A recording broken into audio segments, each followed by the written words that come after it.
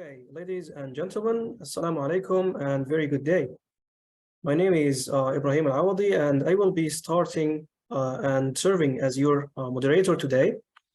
Okay, so first of all, we would like to welcome all of you for accepting our invitation and joining us for our today's seminar, which indicate your desire to learn and share knowledge about our interesting topic, which is Revolution 5.0 era in entrepreneurship education.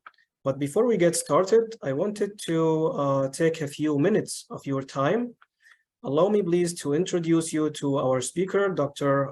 Craig J. Silpy, who has a great depth of experience in this field and who has a history full of achievement, especially in our rich topic, which surely we will gain a lot of valuable knowledge today.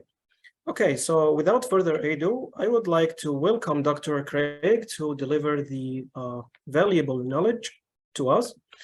Okay, all right, Dr. Craig, the mic is yours. Great, thank you very much.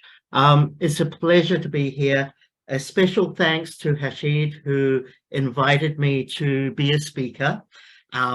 I would like to ask one thing before we start. We've got just on 100 people here with us today.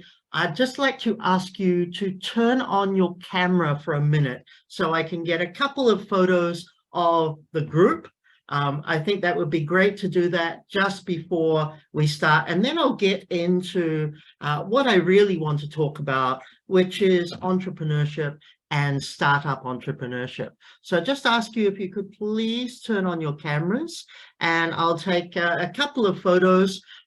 Ibrahim, if you'd be kind enough to also take a couple of photos, because I'm old school, but yes, we'll make it easy for you to be able to share as well. Sure. Fantastic. I've almost got a screen of faces. Just need a few more. 3 people together. That's a first. Very good. 5. Very good.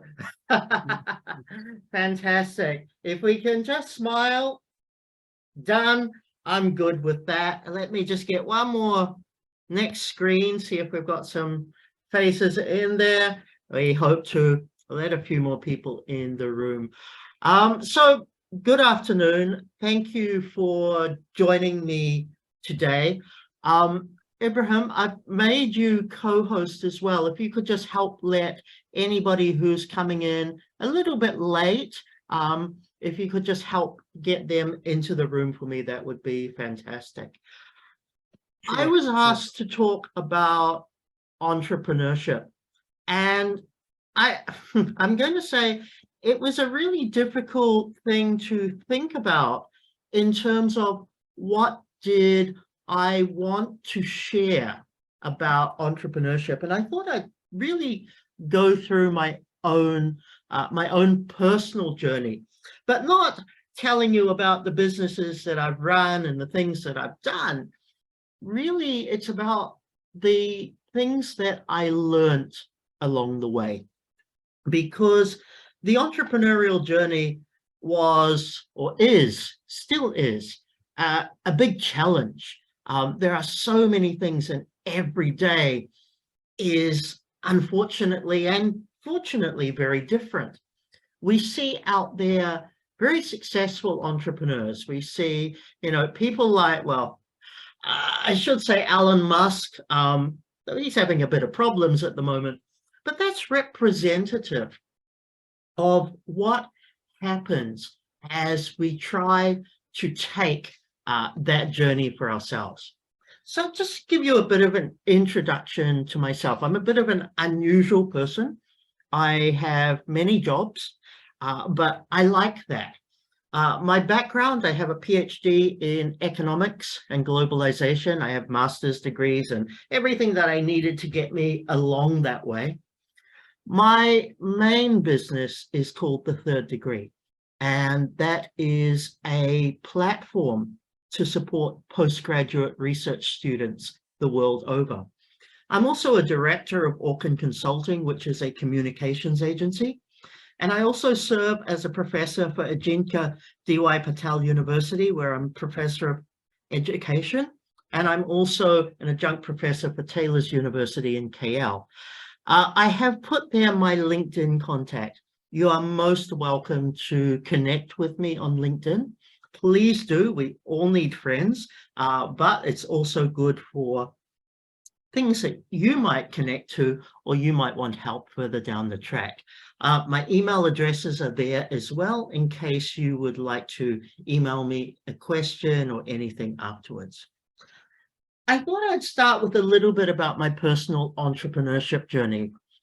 Just to give you an idea, you can guess my age. I probably don't want you to tell me what you think it is, but I'm hitting 50. And I started my entrepreneurial journey when I was a teenager. In fact, a very early teenager. I came from a family that was sort of very middle class, but my parents had this mindset that if I wanted money to spend, I should go and earn it. So in my teenage years, I used to do pet feeding services during the holidays. Anybody in my neighborhood or anybody within literally a 30-minute walk of my home, if they were going away and they needed their animals, their pets looked after, they would pay me a daily fee to look after their animals while they were gone, to look after the house, to water the plants. And I just charged them a service fee for that. That was great. That really got me into the mindset of wanting to have my own business. I learned some valuable things about that. Customer service is hard. I had a lot of customers, up to 50 on any one day, which meant I had to get myself organized. As a 14-year-old, organization was not my strong point. Being able to communicate with customers was a difficult challenge as well. So in terms of that, I learned a few lessons. One of the lessons I learned is when the numbers got too big, I couldn't walk everywhere. So I encouraged my mum to drive me around to everybody's house. She would pay for the petrol. She would spend 2 or 3 hours a day driving me around, and I earned all the money. So I had a really good, positive first introduction. In my 20s, after I'd left university and I started in the professional world, I went into education consultancy. So I used to help colleges and schools to be able to basically develop programs and to be able to get license from the government. I also created a company called 8+ Creations, which was for design. Now, here's the point. I know nothing about design. You can tell that from my slides. But what I wanted to do, and this was with a friend of mine, what I wanted to do was to be able to support others, but at the same time to be able to get some benefit from it. In my 30s, I went into educational consultancy, a company called Pathways.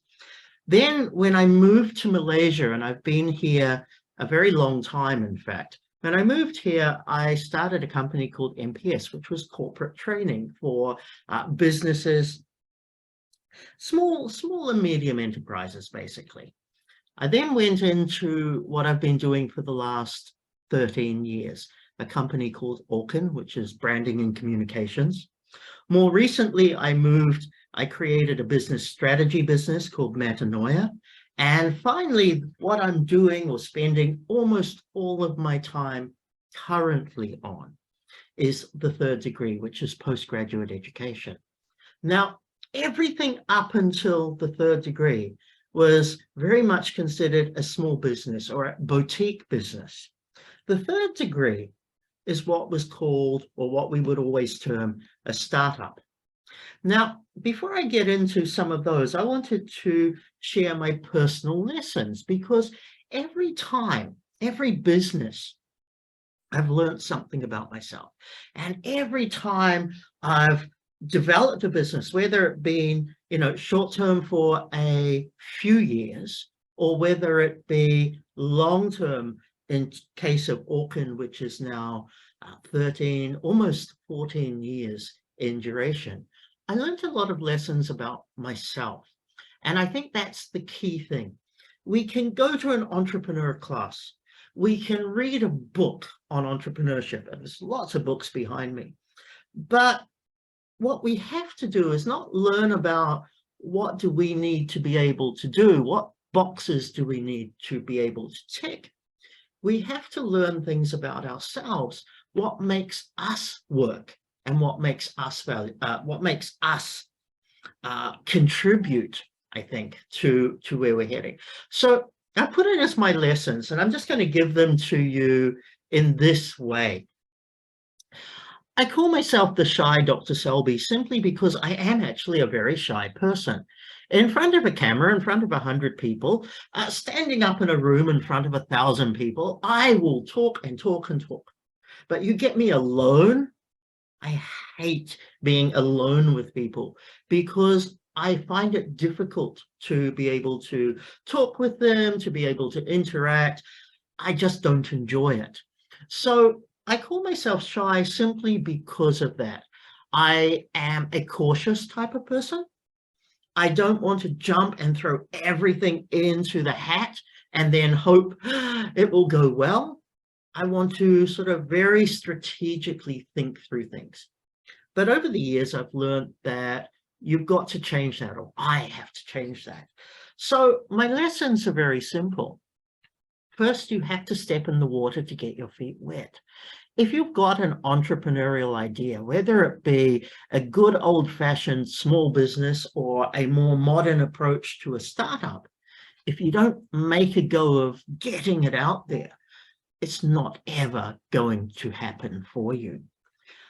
I argue that every experience is a good experience. Not every business I've had has succeeded. I've had a couple of businesses that really I spent a lot of money on and they didn't take off. So I just shut them down and moved on.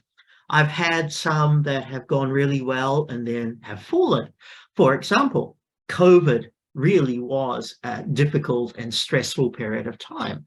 But every experience is a good experience because it teaches you how adaptable, how flexible, how innovative you can be through different scenarios.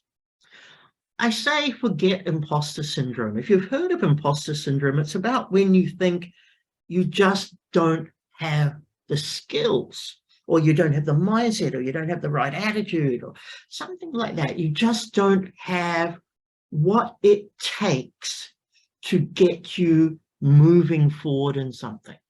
Imposter syndrome is not other people's opinion of us. It is our fear about ourselves. And sometimes we just have to forget about it. We have to not talk to ourselves negatively. We don't say, oh, you can't do this. You know, there's days that you might wake up. You might find this as a student. You might wake up and it's like, I really don't want to do class today. I really can't understand the subject, whatever. That's us telling ourselves, that's us failing ourselves before we even get a chance to be able to attempt to succeed. So I say forget about it. Don't be afraid to challenge yourself. The only person you're competing against is yourself. Now, some people will say, well, you're competing against all those other businesses out there that are doing the same thing that you're doing. But the truth is, imagine there's 1,000 businesses out there and there's 10 million customers. You will do okay. Really, the only person, it's yourself. Can I do this? As an entrepreneur, as a person, okay, forget the entrepreneurship. As a person, asking for help is never a sign of weakness. It's actually, I consider, a sign of intelligence. It is about knowing when you've reached your limits, knowing that you need somebody else to push you in the right direction, to give you a piece of knowledge that you didn't have before, to be able to say, you know what, I don't know everything. I want to be able excuse me, I want to be able to learn something new. You are a product of your opportunities and your experiences. Take advantage of that. Actually, throughout our life, even when we are kids, believe it or not, there's a lot of things that we learn. There's a lot of skills that we pick up. There's a lot of things we hear, we observe. All of that can be used to actually help us develop ideas to become better as an entrepreneur. We need to minimize our distractions, our competing interests, but we don't eliminate them. So let's give a real good example here. You can't focus on too many things at any one time. As an entrepreneur, you've got to really limit where you want to be. So our friend who now owns Twitter and Tesla, he can't cope with both of these. You know, it's pulling his time, he's complaining, he's not getting sleep, all of that. At the end of the day, you've got to be able to say, which ones are most important? You need to learn to trust others with your vision. Now, that's been a big personal problem for me. I'm not very good at trusting others because I see it this way. And when others come along, I feel a little bit, this is a bit too much of a difficulty. And I don't always feel that they can do things the same way that I would. This next one is an interesting one. I hate technology is not an excuse. And before I said, you know, I'm kind of old school with some of what I do. I'm not a technology person, but I own a company that utilizes technology to provide a service to the world. It's simply not an excuse to say, I'm not, you know, I don't like technology, I hate technology, or I don't understand it. At the end of the day, you spend your time, you learn what you have to, and you progress for it. And the final element, key learning for me, I think, throwing money at a problem does not always provide a solution. When I started the third degree, I wanted to build a website. In fact, I wanted to build a platform that would help me interact with students. I looked at the fact that I knew nothing about building platforms. I went and I met with an individual who specializes in this. You know, that's his way of making money. And we sat, we had a very detailed discussion. I shared my planning and everything, what I wanted, my vision, how I foresaw it.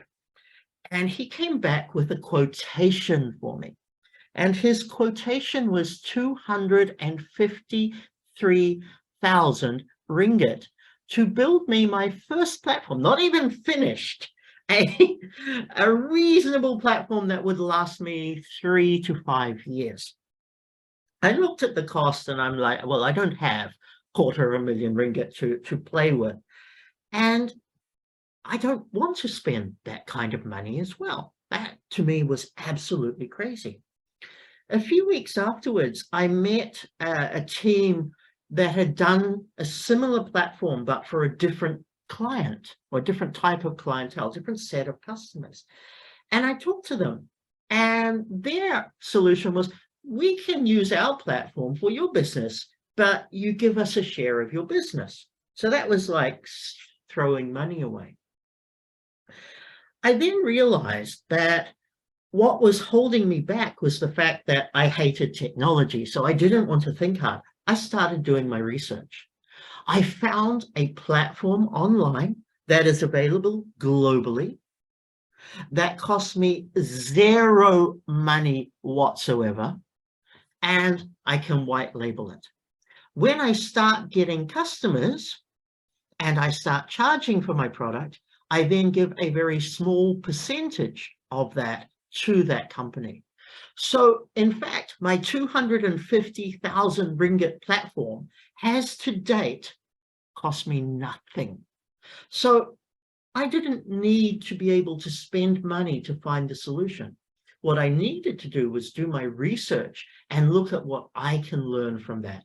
What I have to do in the future is, yes, I have to get somebody to help me develop and take this aside and develop it further. But I already have that person as part of my network.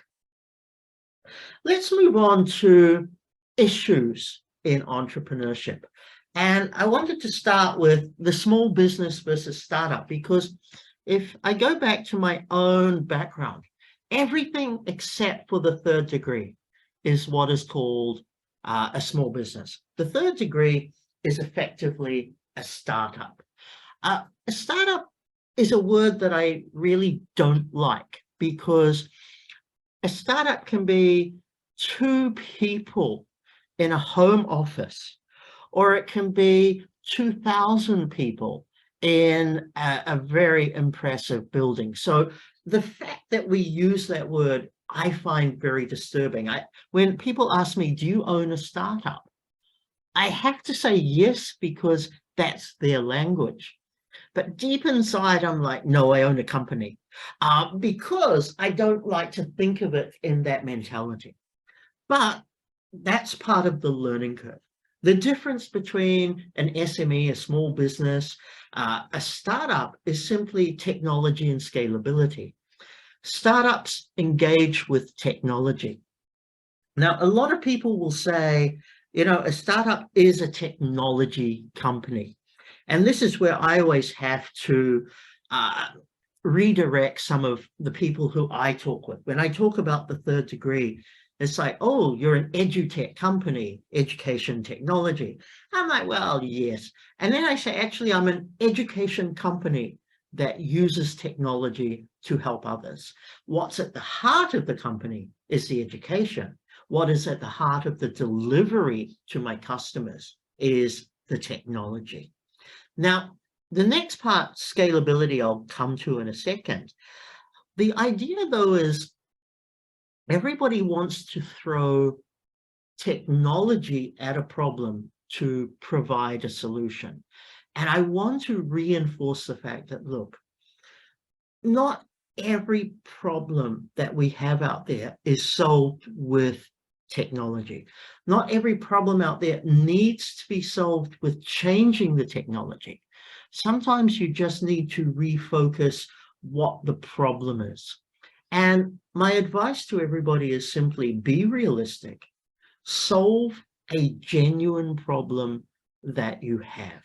Don't try to throw technology at a problem that is pretty much catered for.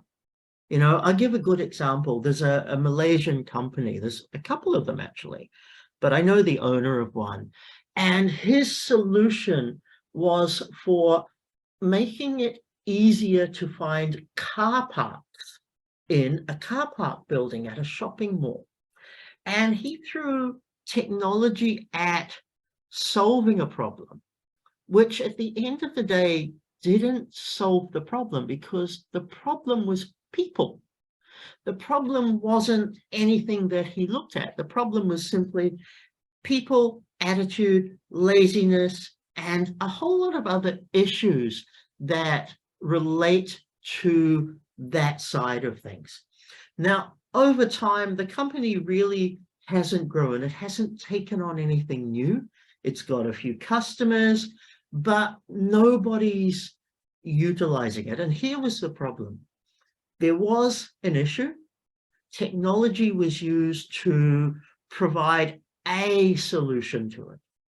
But what interfered with that solution was, in fact, humans, people, us, because our behavior meant that we couldn't adapt to that particularly well.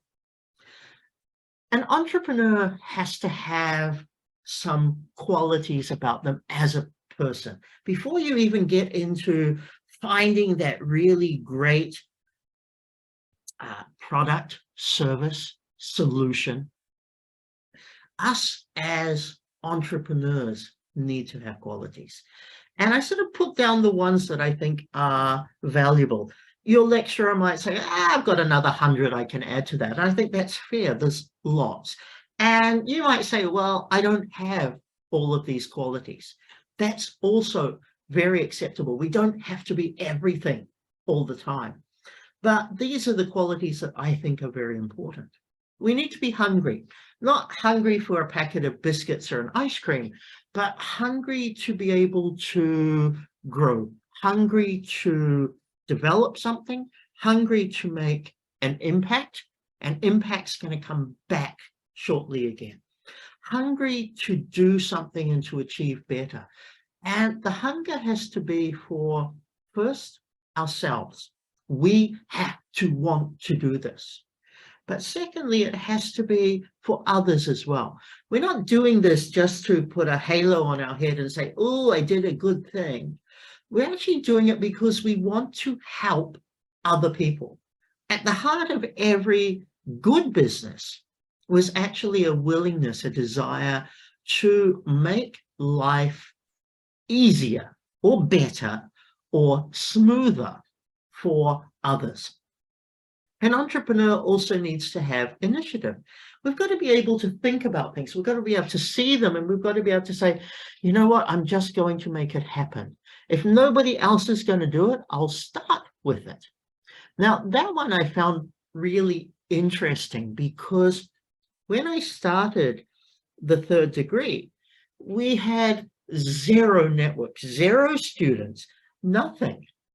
And I found within the first month, maybe 2 months, I had at least 100 students following us. Now, you might say that's not a lot, but the truth is, when you're starting with somebody and nobody knows who you are and nobody knows what you can do, you've got to be able to be the one who stands up and says, hi, I'm doing this.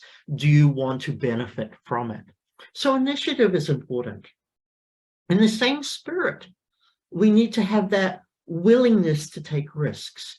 And the willingness to take risks is about recognizing that it might fail.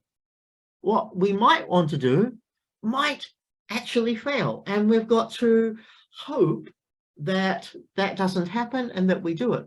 We take risks with our ideas. You might create something and you might think you've got the best product on earth. And I'll give an example, that car parking solution. I know the guy who created it thought that was the best thing. I looked at it and I laughed because I'm capable of driving around a car park and seeing if there's an empty space for myself.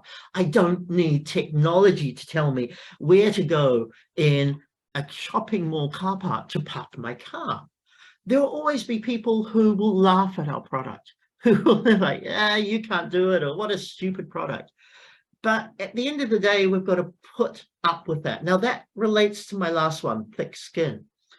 The willingness to take risk is you have to spend your own money.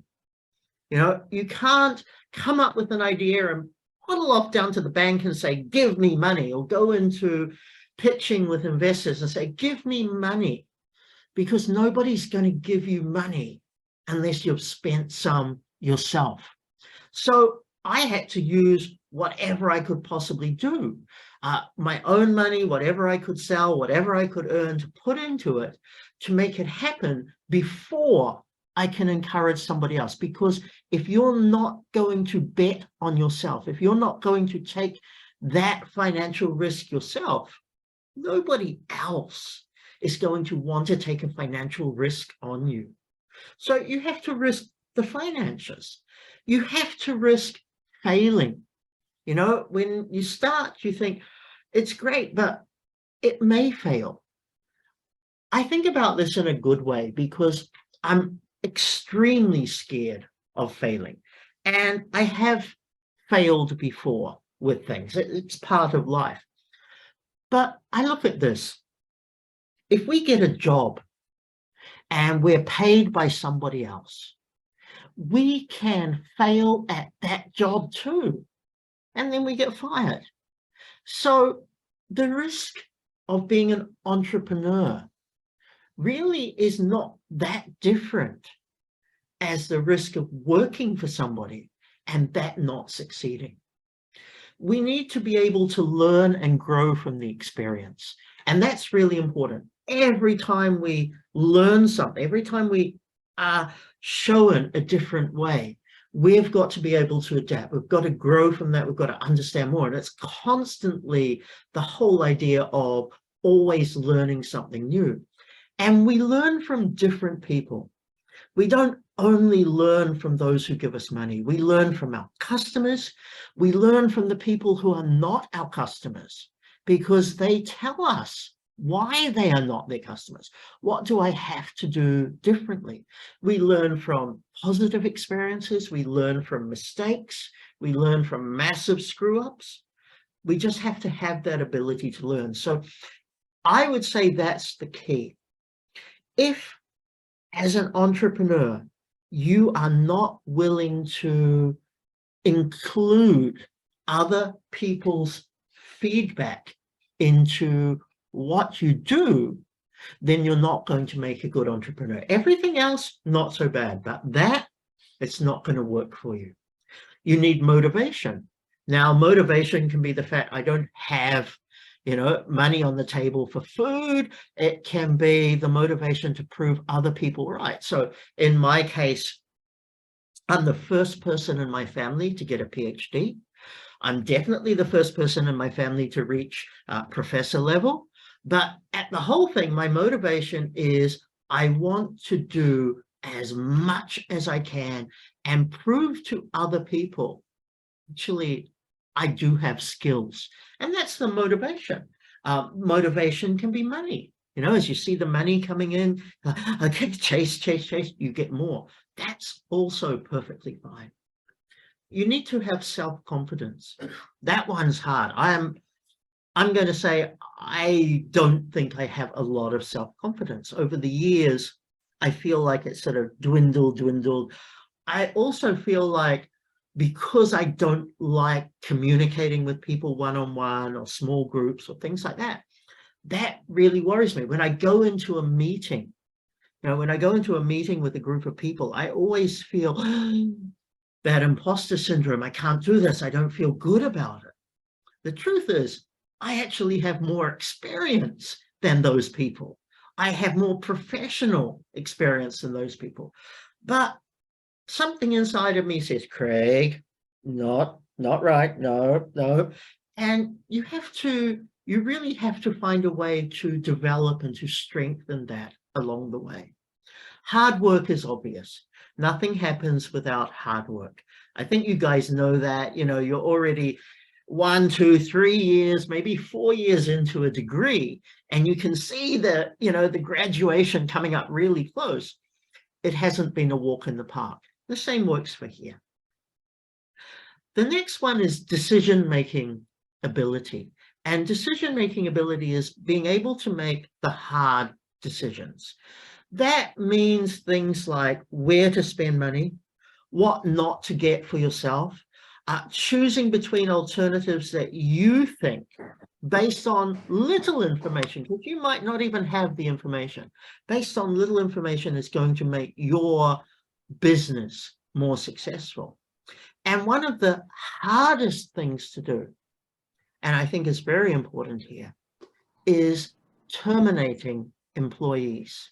Actually deciding you've got somebody working for you, and at the end of the day, that person is not the right person. How do you decide? When do you decide, enough, go, you're fired? That's actually very important, because quite often we start a business, we have people on board with us, we like the personality, but they don't deliver. So we've got to be able to say, you know what? It's time to go. You're not contributing. And that brings us everything to the last one, thick skin. Everything that happens is going to beat you up emotionally, physically, in terms of exhaustion and other things. You've just got to let it go. If somebody says, your product's stupid, okay, fine. You've got to be able to say, well, I want to understand the why. I'm not taking it personally. I just move on. I adapt, adopt, change, realign, whatever that I need to, but I don't take it personally. If somebody says, my company's idiotic, you know what? Let it be. Now, I'll give you a good example of that. Happened about 6 months ago to me, of needing to have a thick skin. I am connected to a lot of academics on LinkedIn, which is natural for my business. And a professor from a well-known British university that is here in Malaysia sent me a message on LinkedIn, and I didn't even think he knew who I was, to be honest. And he's like, "Dear Craig, could we schedule a Zoom to have a conversation?" And instantly this whole imposter syndrome thing was like, what's going wrong? What's going wrong? What's he going to say? Have I done something wrong? Did I copy his materials? Did I forget to do something? And this whole negativity went. So I scheduled a conversation with him, and I was honestly expecting it to be that I screwed up something. And the first thing he said, "Oh, I want to talk to you about joining our university." Boom. The thick skin part is about not only what others say to you, but it's also when you beat yourself up. It's when you imagine the worst and you start self-doubting about things, like I did in that situation. That's where you've got to put on that thick skin and say, you know what, just move ahead. The next thing that I want to talk about is the idea of scalability. This was one of my lessons. When I started the third degree, I saw the possibility to do business in Malaysia. When I talked to other people, they kept saying to me, "How do I make this business available to the world? How do I get it out for everybody? How do I keep what I've got, but make it 100, 1,000 times bigger than where I currently am with it?" And my biggest problem was, for the first 6 months, I couldn't understand how I could make that happen. My concept was, I can't take a set of services, a set of knowledge, and make it available to 50,000 people globally. What I can do is make it available to a few hundred people in one country. And everybody kept saying, you have to make your business scalable. You have to find a way to scale it. My business partner, who, let's put it this way, I didn't think he'd understand the concept. He's like, "I know how to scale it," but he wouldn't tell me. He kept making me think and think and think. And finally, I was talking with somebody, and a couple of things they said just sort of hit me really hard at the back of my head. I'm like, "Oh, I know how to make the business scale. I don't have to have a local business anymore. I know how to make it global." And ever since then, that's what I work towards, and I've done that.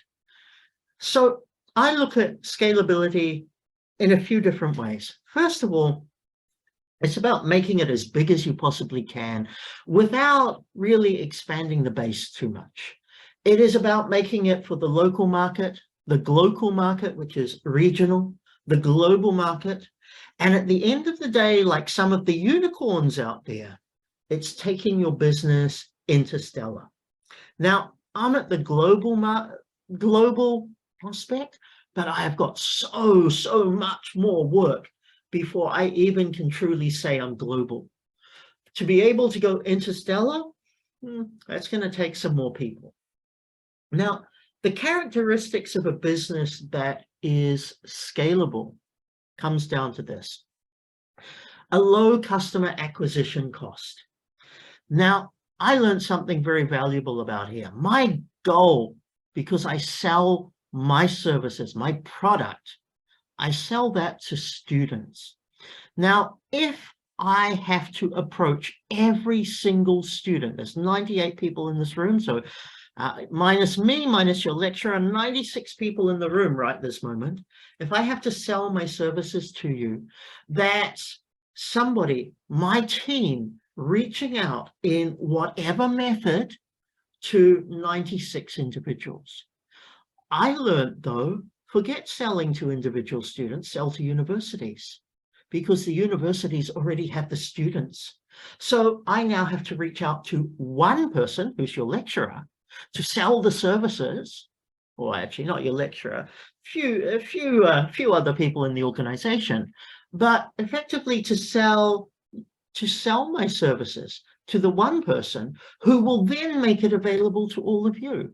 So that's low customer acquisition costs. The access to the market, the amount of money I have to spend on trying to get each of you as a customer can be solved in different ways.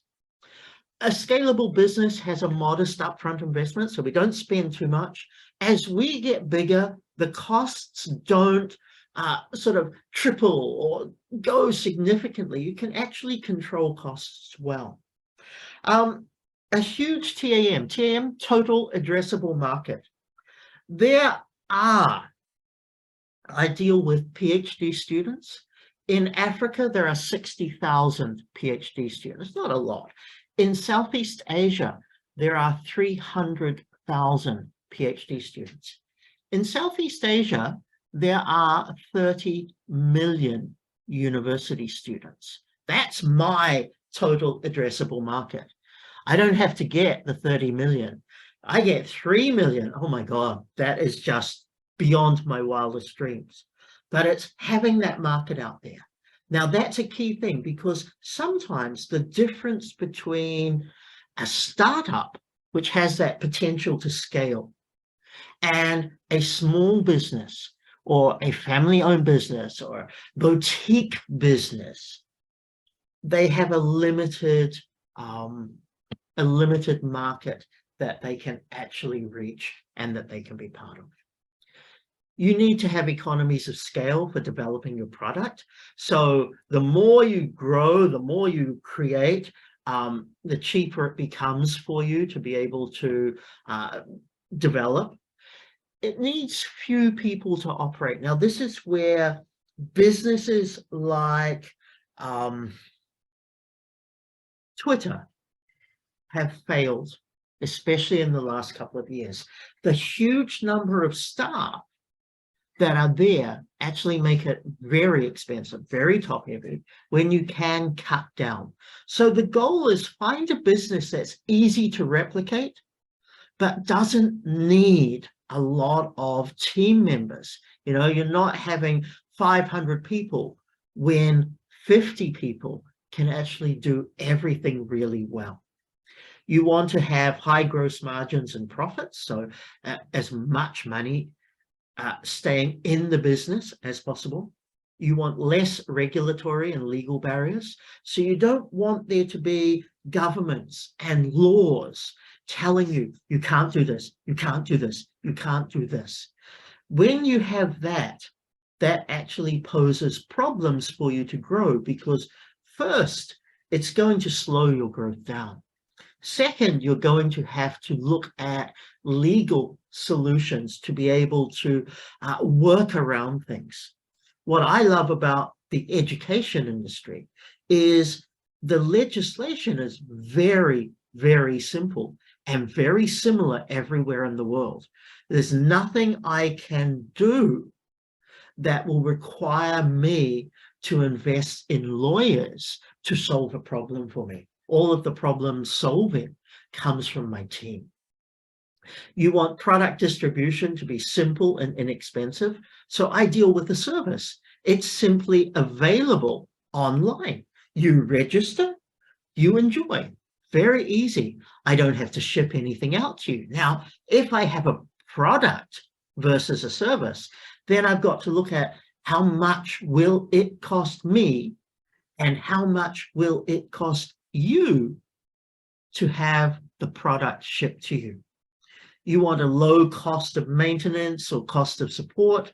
You want low churn, which means high customer retention. You don't want your customers to come and go all the time, and you're forever trying to get new customers. So that becomes your customer acquisition cost. You want customers that will stay with your product for quite some time.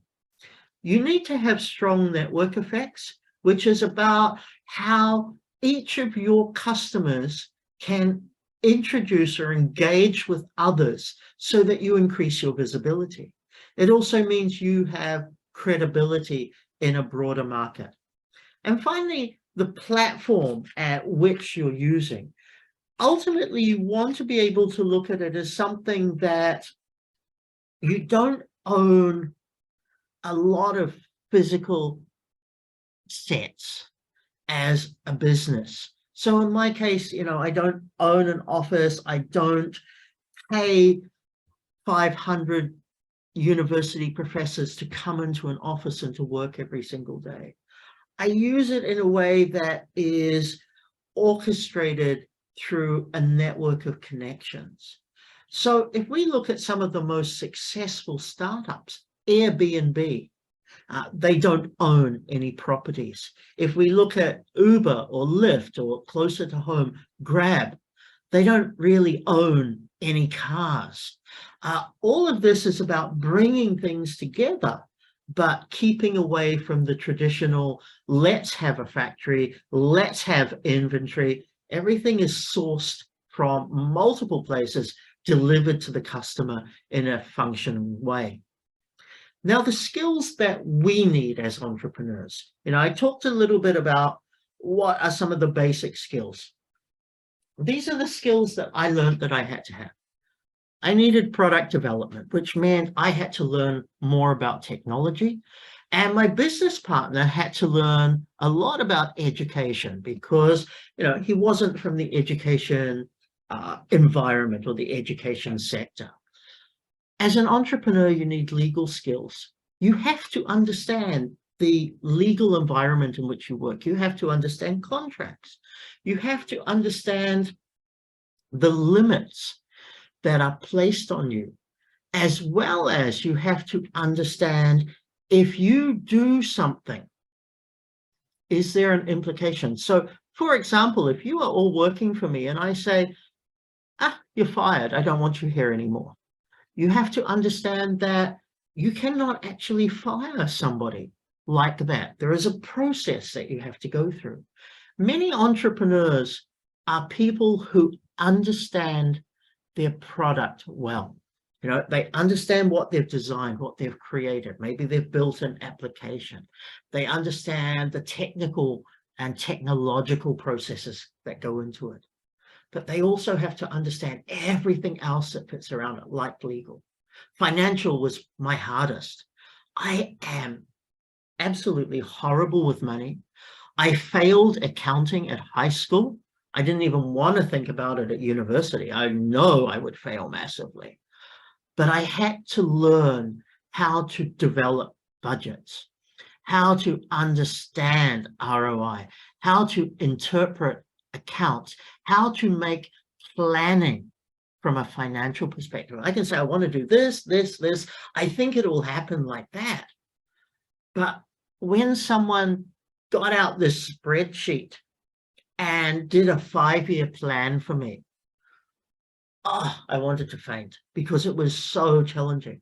Today, I understand that plan, but I had to learn that skill. I had to sit, and I made the poor guy sit with me for hours. And instead of just telling me what was there, he went back to scratch. He's like, okay, list down all your assumptions, all of this. He built a new spreadsheet for me based on everything that I told him. And he showed me how I turn my words into numbers. And he asked me questions so I could decide, what do I have to think about when I'm choosing or when I'm thinking about or adding something into this point and so forth. You need to have people management.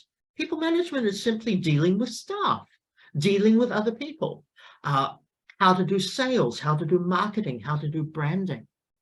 If you create something that's absolutely fantastic, but you don't have an understanding about how to create a brand, then everybody's going to laugh at your product. Now, I tell you, you know, you have your thick skin, but it's important as an entrepreneur that you can understand the value of a brand, the value of getting it right, the value of the brand image, how you are in relation to that. All of these things become extremely essential as skills. And we need to understand stakeholder outreach. How do we engage with everybody who's out there, who's interested in what we've got? Maybe they are people who are giving us money. Maybe they are people who don't want to buy from us. You know, for example, trying to understand why a customer will not buy from us is equally as important as understanding why a customer will buy from us.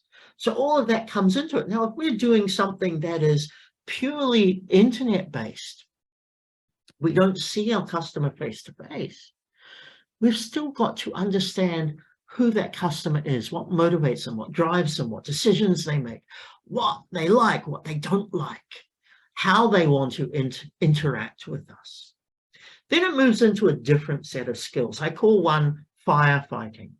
Firefighting is about solving any problem that comes along as it comes along. If the technology behind your product fails, how do you solve that?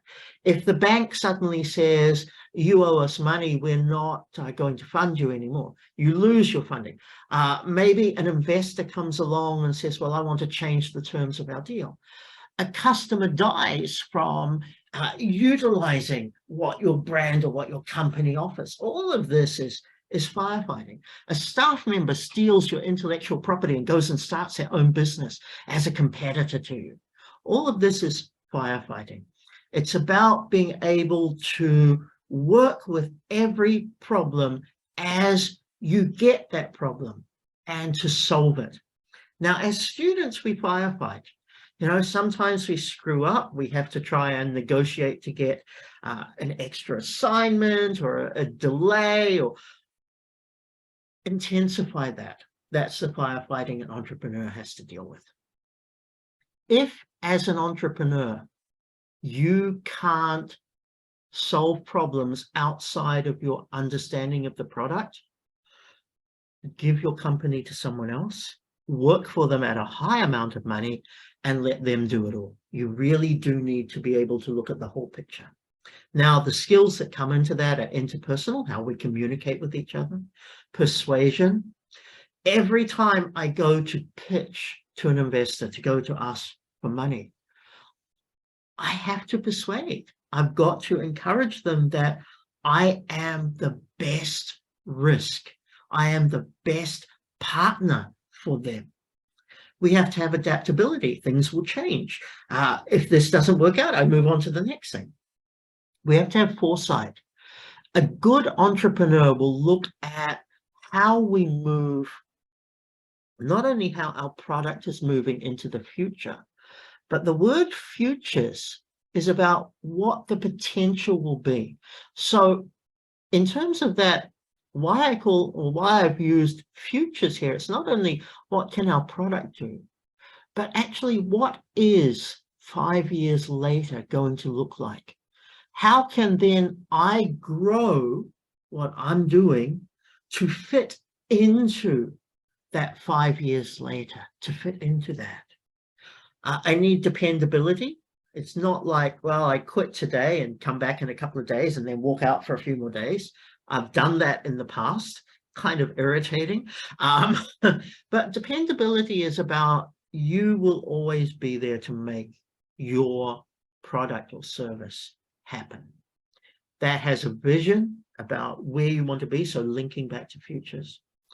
And the final one is about innovation. Innovation isn't just technological innovation. Innovation is about finding new ways to solve ongoing problems. And it's constantly being able to think, what can we do differently? Is it our people? Is it our service? Is it our product? Is it our technology that we are using? Is it the way in which we brand ourselves? All of that. So it comes back to, you know, the early things. It's simply about how can we look at doing things differently? I thought I'd take a moment to talk about staffing and partners. And I sort of touched upon this, but my advice is, look, we have to choose the right partner or team. A good founding team for any startup, for any entrepreneur, is having multiple skills that overlap, but also having skills that the other person doesn't have. So when I started I have two companies still in existence in Malaysia. And when I started the first one 13 years ago, I was the partner who didn't know what he was doing. My business partner was a specialist in that industry. I knew nothing about it. Well, not nothing, but I knew very little. But in that concept, what I knew about was how to structure systems, how to work out how to invoice clients, how to maintain records, how to quote clients, how to do all of this.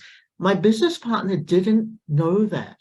He was the one who would always come up with ideas and go and do things, but he didn't have the structure behind it. So together, we actually had complementary skills.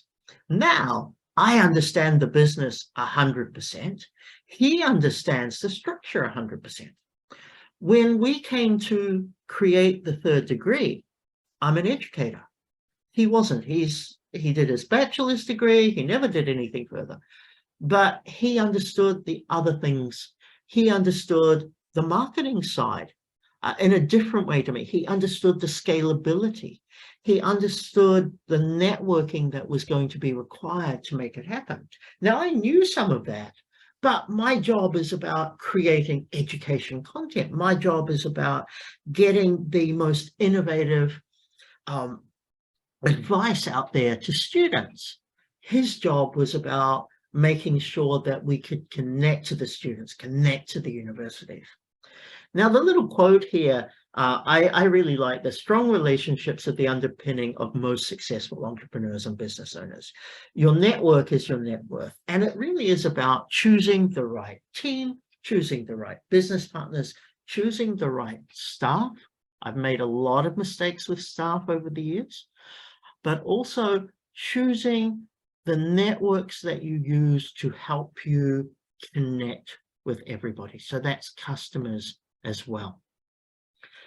I wanted to move on to science to entrepreneurship, and I'm going to wrap up shortly. I promise you I won't speak for too much longer. Some people, and you know, this is sort of typically a university approach. It's not right, it's not wrong, okay? But some people say that there's a science to entrepreneurship. That entrepreneurship can be taught or it can be learned. Some argue that there is a formula for entrepreneurship. I'm not really a big fan of that. I have taught entrepreneurship, but I've never taught anybody to be an entrepreneur. I've just taught them what entrepreneurship is about. I simply argue that actually there's just an attitude. You have the right attitude, and let's go back to these qualities of an entrepreneur. These are an attitude. You have that right attitude, everything else will build from that. Now, getting that attitude, you don't learn that at university. You learn that through experience. You learn that through success. You learn it through failure. You learn it through any experience. Some of us don't learn it. Some of us do. It's simply there. Now, having said that, I'm going to say, look, entrepreneurs are entrepreneurs for different reasons. And these are some of the reasons. Some people are entrepreneurs because they want to make money. You know, they have money, they want to create something, they want to be seen as creating something, so they go and do it. I have a few friends who are like that. At the end of the day, they have a hobby, but they don't have a life. Some people do it because they want to be innovative or they want invention. They simply want to create something new. Some do it out of interest. They just have an absolute fascination with something. The money doesn't matter, but oh, wow, I really want to go as far as I can with this. Some people like me do it for impact. I want to make change in a world. I want to change the university education system, and that's my impact. I want, through changing the university education system, I want to help students, I want to help postgraduate students become fantastic researchers for the future. Some people do it just to prove that they can. It's like, oh, well, been there, done that. Okay, on I go. And some people, like me originally, with the first business I did in here, was for support. I did it because I wanted to support somebody else on their journey. Kind of relates to impact. But through that journey, I learned a lot for myself as well. Now let's go on to funding, pitching, and competitions. I'm very cynical about this because I have spent a lot of my time over the last few years pitching to many people, getting feedback from many people, joining competitions. We'll talk about competitions shortly. The first thing I looked at was bootstrapping it. Bootstrapping it means you use whatever money you've got, whatever personal connections, usually family and friends that you've got, and you just try to make it happen. I've been bootstrapping it for 3 years, and I still am, simply because I haven't found an investor that I'm really comfortable with or that is going to add value to us. Bootstrapping is the common way. And in fact, like what I said before, until you have something that you can really demonstrate, nobody's going to listen to you. Nobody's going to entertain your ideas unless you actually have something out there. Finding funding is tough. There are a lot of places we can get funds. We can go to investors, and there's different types. So angel, seed, impact, venture capitalists. We can go to different types of investors and hope that they see something in us. That's lovely. But what happens if they turn you down? We can do crowdfunding. We can put ourselves up onto a platform. Others can come and say, well, I'll invest 1,000 ringgit in you, and you might sort of collect some money. There have been some great businesses here that have crowdfunded and earned, achieved investment from that. But imagine if you crowdfund your development, and instead of having 1 or 2 business partners, you now have 450. It actually changes some dynamics. Now, usually with crowdfunding, each of the individual investors doesn't get involved, but it changes the dynamics of the pressure, because you're not getting money from somebody who's got an unlimited supply of money. You're getting money from people who are investing small bits in the hope that they get, something back. So people like ourselves who may not be that rich, who are trying to earn some money as well. The other thing is the exit plan. And this is something that I had to have. Exit plan is where, when you've taken your startup and you've started to develop and you've done well, at what point do you say, I'm leaving? And not only a physical time period, it's not like on year 5, I will retire, but who do you sell the business to? So in my case, being an education company, it's easy for me to sell to universities, but they're not my exit plan. My exit plan was publishing houses, because I know publishing houses are trying to take on different levels of the education industry. So my ideal exit plan is, in 5 to 10 years, I sell to one of the biggest publishing houses in the world. I make my money through that. They get a new part of their business. And that's how it works. Now, when I go to an investor and they ask me, what's the exit plan? I tell them, they're like, okay, that makes sense, because they know they'll get the return on investment. If I sell to a university, no offense, universities don't spend a lot of money. Publishing houses do.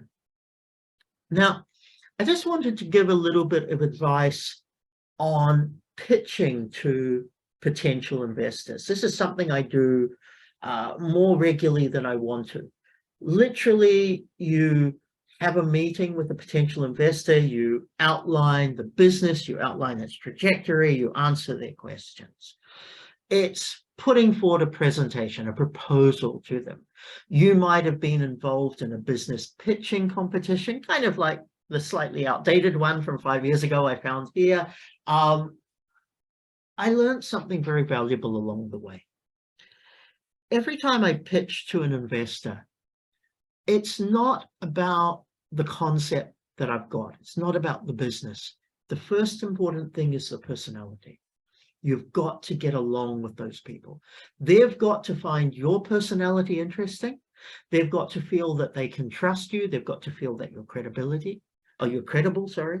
You've got to also feel from the same thing that you can trust them, that they are credible at the same time as well. Deliverability becomes second. If you say you can do something, that they believe that you are capable of delivering it. So it's more about you than your product for the first two things. Then comes the concept. And the concept is that you've got a business model that works.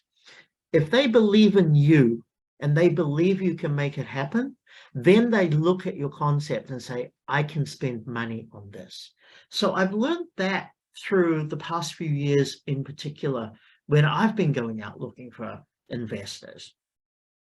So now, being a shy person that I am, I spend a lot more of my time trying to get to know the individual, trying to talk with them first, trying to find common values between them before I even progress.